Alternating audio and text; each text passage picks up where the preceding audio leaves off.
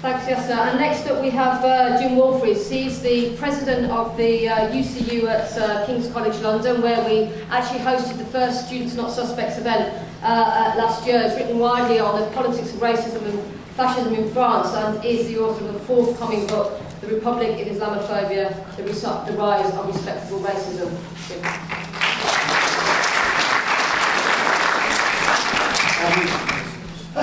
Okay, I'd just like to pick off where Yasser left off, really, and I want to give three small examples of Islamophobia in France and talk about how that relates to what's at stake in Britain over Prevent.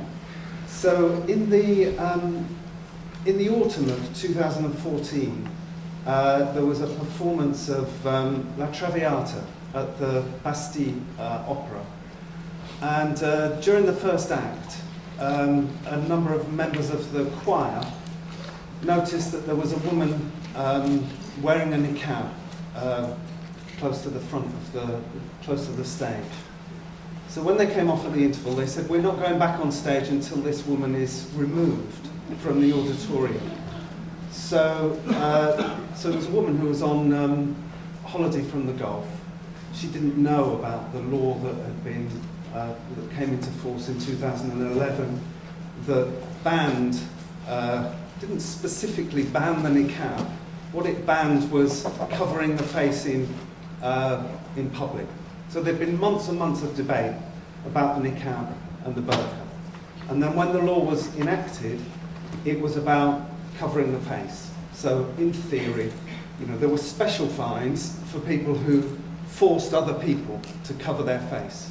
So in theory, you could get a €60,000 fine if you made your kid wear a balaclava. As of yet, nobody's been convicted for that.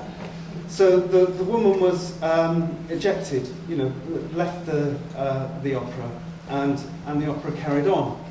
There's a masked ball in La Traviata, so some of the performers would have had to cover their face. There was a special dispensation put into the legislation to absolve theatrical or sporting performers from that important legislation. So in 2013, a school student was expelled from school for wearing a long skirt and a bandana. The case went to the French equivalent of the Supreme Court, who upheld the expulsion.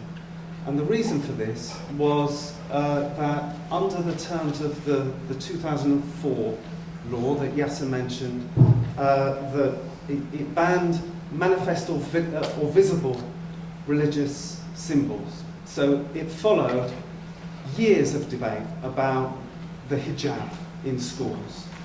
But when the legislation came into force, it didn't specifically or uniquely target the hijab.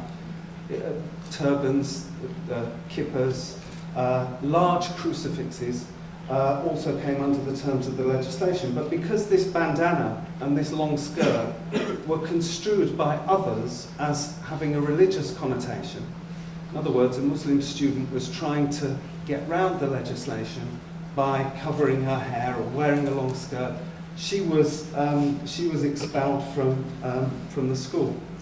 The third example comes from the 2012 presidential election, when the two candidates who were contesting the second round of the election, Nicolas Sarkozy and François Hollande, did a big televised public debate.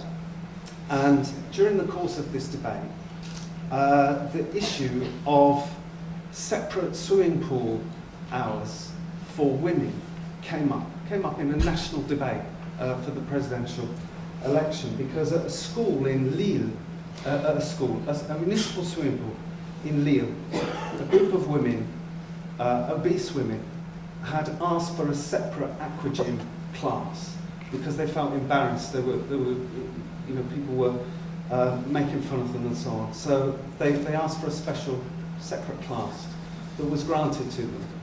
They found out that some of the women, the press found out some of the women were Muslim. So it became a kind of mini moral panic about the threat to the Republican value of equality by this communitarian impulse that Islam was bringing into France that was now separating women from men in swimming pools. And so both Sarkozy and Hollande said, on the territory of the Republic there will be no separate swimming pool times for women. And this was a debate that was taking place during the worst recession following the 2008 financial crisis. So the biggest economic crisis to hit France for decades. And yet, as much time was given to the question of this aquagym class. So as Yasser says, that's a classic example of Islamophobia as a kind of weapon of mass distraction. But the point I want to make is that none of these episodes were explicitly framed in terms of there is a problem with, in terms of the legislation. None of it was framed in terms of we are going to target Muslims. It was framed in terms of not covering the face or manifest or visible religious symbols of any religion, or the principle of equality. It just happened that the people most affected by it were Muslims. So the point I think about all of this is to show how once a legal framework for discrimination is created, then people can fill their boots. Then people can use it as a means of legitimizing racist acts and rhetoric. So it's important to see, when we look at somewhere like France, there's nothing intrinsically racist about people in France any more than there is anywhere else. What has happened over the past few decades is there's been a concerted campaign to construct Islamophobia as a political issue, and that comes from the convergence of lots of different strands. There's a party, the Front National, that has worked for decades to effect a shift in the way that racism is expressed, and they've written about it, and affiliates of the organisation in the so-called New Right have written about it, explicitly saying we have to direct our words and frame them not in terms of race but in terms of culture. So we're not going to attack people simply for being black or Arab. We're going to attack people for their religion. We're going to argue that Islam is incompatible with French values and therefore Muslims can't be assimilated. The political establishment has developed a consensus around an authoritarian form of neoliberalism that emphasises scapegoating, negative campaigning, the notion of an enemy within, the security agenda, the need to be vigilant to defend national values, and to have a whole surveillance and monitoring operation alongside that. And that's given rise to a climate of moral panics. And the thing about moral panics is the scope for them can be endless. It began with the hijab. It's carried on with the swimming pools, halal meat, praying in the street. Anything can become the subject if it's allowed to. And so the point really is that all of these things are the product of a series of political battles that have been fought over the past few decades, and those battles can be over apparently small matters. But what's essential is that that offensive is stopped wherever it tries to gain ground. So the last example I want to give is much closer to home. It's about this conference really. I lecture at King's College, London. We held an event, a Students Not Suspect event. Some of the people in this room were at that event. It was the first event at King's where I'd been read the safe space policy. We've held events that involve, people who were involved in the Millbank protests. Hundreds of people came to me. Nobody read the safe space policy to any of them. But this event took place earlier in the year. There was a big backlash from the Daily Mail, who had undercover reporters at the event. David Cameron listed King's as one of the institutions that had given a platform to extremists, as he put it.